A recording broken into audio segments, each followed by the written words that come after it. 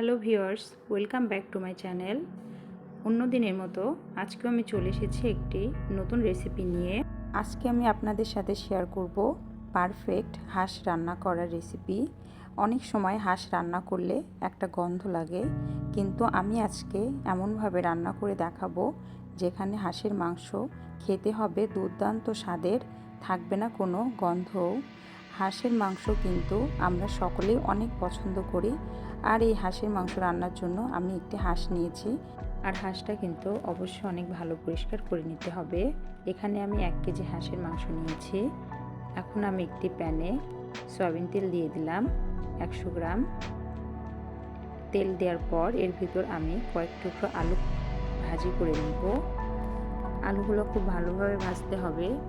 এক পাশ ভালো ভাজি হয়ে গেলে আমি অন্য পাশটি উল্টিয়ে দিলাম। আলুগুলা ভালোভাবে ভাজি হয়ে গেলে আমি এটি তুলে নিব। তো ভাজি করা আলুগুলা সবগুলো তোলার পর আমি এখন পেঁয়াজ বাটা দিয়ে দিব। এখানে 1 কাপ পেঁয়াজ নিয়েছি। আমি আজকে কিন্তু সবগুলাই বাটা মশলা ইউজ করব। এখানে আমি রসুন বাটা দিয়ে দিলাম 2 টেবিল চামচ। রসুন বাটা দেওয়ার পর একটু নাড়াচাড়া করে আমি স্বাদ মতো লবণ দিয়ে দিব। লবণটা আপনারা আপনাদের স্বাদ মতো দিয়ে দিবেন। এরপর আমি আদা বাটা দিয়ে দিব 1 টেবিল চামচ। আদা বাটা দেওয়ার পর আবার একটু ভালোভাবে নেড়ে আমি এর ভিতর জিরা বাটা দিব 3 টেবিল চামচ। জিরা বাটাটা একটু বেশি দিব। হাঁসের মাংস যেহেতু আমি বলেছি একটু গন্ধ লাগে, তাই আমি একটু বেশি মশলা দিয়ে রান্না করব।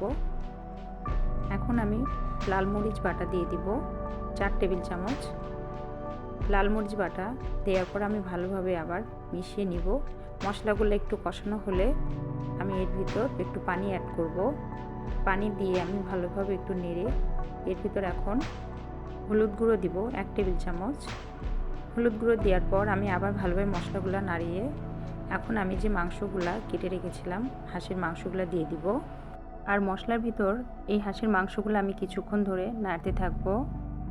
কিছুক্ষণ নাড়াচাড়া করার পর যখন হাঁসটার কিছুটা পানি বেরিয়ে আসবে, তখন আমি একটা ঢাকনা দিয়ে 10 মিনিটের জন্য খুব কম আছে, একেবারেই লো আছে ঢেকে রান্না করব। আর হাঁসের মাংস সবসময় প্যানেই রান্না করা উচিত। প্রেসার কুকারে দিলে হাঁসের মাংসর টেস্ট থাকে না, অনেকটাই কমে যায়। 10 মিনিট পরে দেখুন হাঁসটা থেকে কতটা পানি বেরিয়েছে। আমি এই পানি দিয়েই বাকি টাইমটা আবার কষিয়ে নিব, এক্সট্রা কোনো পানি অ্যাড করব না। এর ভিতরে আমি ভেজে রাখা আলুর টুকরোগুলো দিয়ে দিলাম, দিয়ে আবার কিছুক্ষণ নাড়াচাড়া করতে থাকব। মাংসটা যখন অর্ধেক কষানো হয়ে যাবে, তখন আমি মাংসের ভিতর একটা নারিকেলের যতটা পরিমাণ দুধ হয় সেটা দিয়ে দিব। এখানে আমি 2 কাপ পরিমাণ নারিকেলের দুধ অ্যাড করেছি। নারিকেলের দুধ দিলে হাঁসের মাংসর স্বাদটা অনেক গুণ বেড়ে যায়। আপনারা সবসময় চেষ্টা করবেন নারিকেলের দুধ দেওয়ার।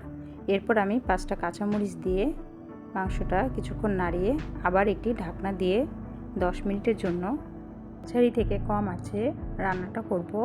আমার রান্নাটা প্রায় হয়ে এসেছে। এখন আমি এর ভিতর গরম মশলা অ্যাড করব।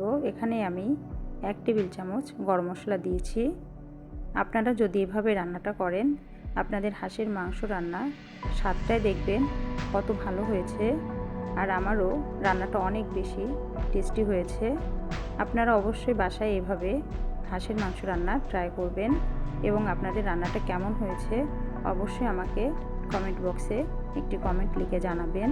তো বন্ধুরা, আমার ভিডিওটি যদি ভালো লেগে থাকে তাহলে অবশ্যই ভিডিওটি লাইক দিবেন এবং আমার চ্যানেলটি সাবস্ক্রাইব